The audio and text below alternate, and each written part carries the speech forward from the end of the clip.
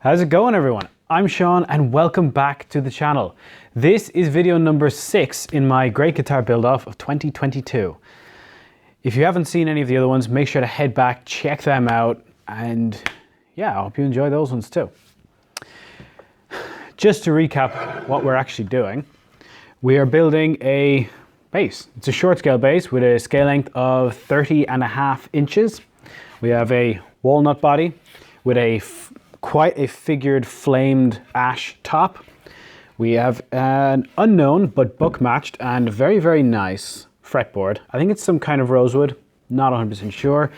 And a faceted bird's eye maple neck. So grab yourself a nice hot cup of tea, get comfortable, relax, and enjoy.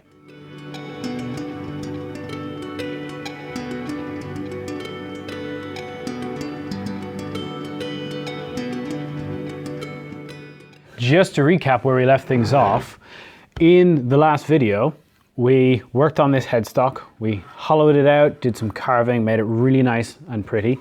And we also got a neck pocket in, so it actually looks like a guitar, which is super, super cool. Hopefully, by the end of this video, it should look even a bit more like a guitar. First things first, I've decided I'm not the biggest fan of the body shape.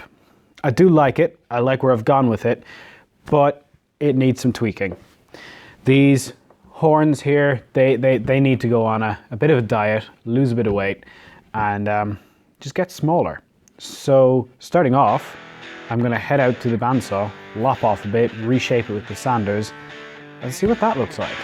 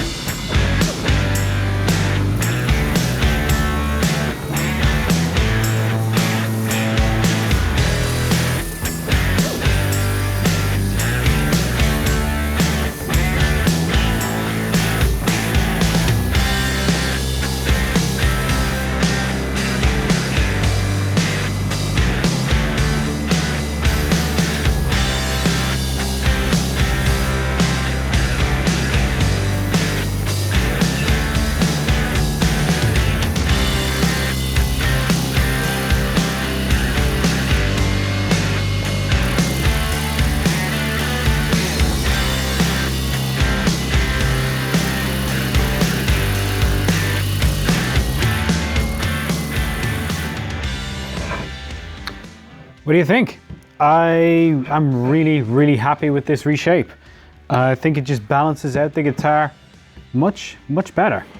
So moving on from that, I need to make an actual connection between this body and this neck.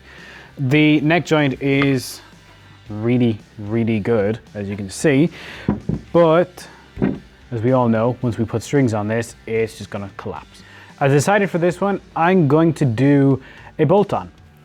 That kind of completes the Holy Trinity for me on my 3 guitar build-offs. My first one was the Les Paul style, which was a set neck. The second one was this guy right here, which is a neck through. So it's only fitting to make the third one a bolt-on. To this end, I'm going to use ferrules with bolts and threaded inserts, which is my favorite way of doing a bolt-on neck. My order of operations for this, I'm going to lay out from the inside of the neck pocket where I want my bolts, and then I'm going to drill through that with a 2mm bit, which will help essentially transfer the bolt locations to the back of the body. Once I have them there, I will use a 14mm drill bit, which is the same size as these ferrules, to basically drill the recess for the ferrule itself. Now, to help me do that, I have this guy, which is a ridiculous idea, really. I got an old neck ferrule that's a bit knackered, and I basically stuck a machine bolt through it and kind of glued it in place. So now I can use that to check the depth of my hole for my ferrule, and I'm also able to pull it back out. Because that's the big problem with these guys. If you drill that hole and you need to test that it's the correct depth, you put in the ferrule and then it's stuck. Really, really dumb, really, really handy. Once I have the ferrule recesses done, I'm going to drill through with a 4mm bit, which is enough to let the bolt go straight through comfortably.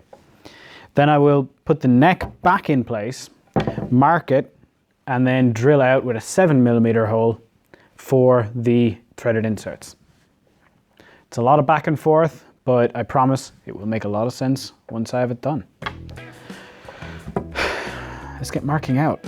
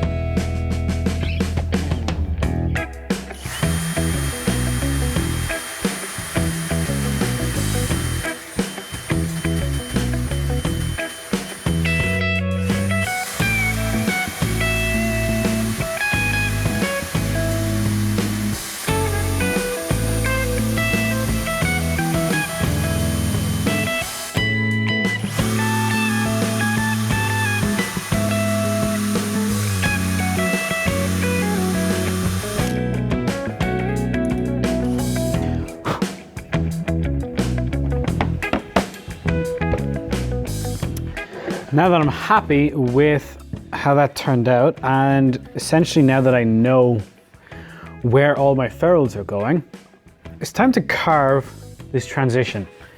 As you remember, I left that portion of the neck untouched exactly for this reason, so that now I know exactly where my limits are, essentially, and I can carve away up to them. I'm also going to do a little bit of carving just on the body here for our heel transition, just to make it as comfortable as possible. Starting off, I will mark a line exactly on the join and up the sides. This is going to be my dead stop line where I cannot go past this, but everything else is fair game. I usually leave about a 5mm space between my actual join line and the end of my carve. So it's just put on some music and carve away.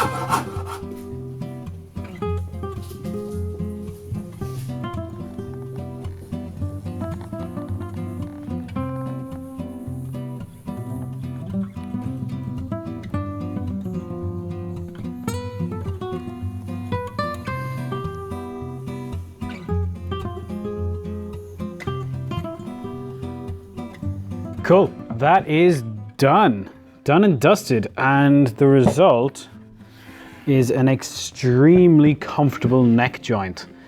And yeah, I think it looks quite good as well. Next up, we need to get some frets into this guy. So I have everything I need right here with me. I'm going to be putting some medium jumbo nickel silver frets into this one. And I'm going to be using a fret press to do so. I prefer the fret press. It makes it a bit more consistent and a bit easier later on down the line. But of course, just a standard hammer is perfectly fine, and it's the way I used to do it in my old workshop. Since this neck has binding on it, I am going to need to put some glue in before I press the frets, which you'll see. I always glue my frets in. I think it gives that extra little bit of safety and that extra little bit of grab, and helps prevent any frets that spring up later on down the line. Also, because of the binding, I need to nibble the tangs away, which I'm going to be using this strange contraption. You'll see exactly how that works in a few minutes. Step one on this is going to be to cut every fret to length, and then I'm going to come back, nibble all of the tangs, and finally use the press and some glue and install the frets. Once they're all in, I'm going to clip the ends and bevel the edges to get that nice kind of, well, beveled end ready for fretwork.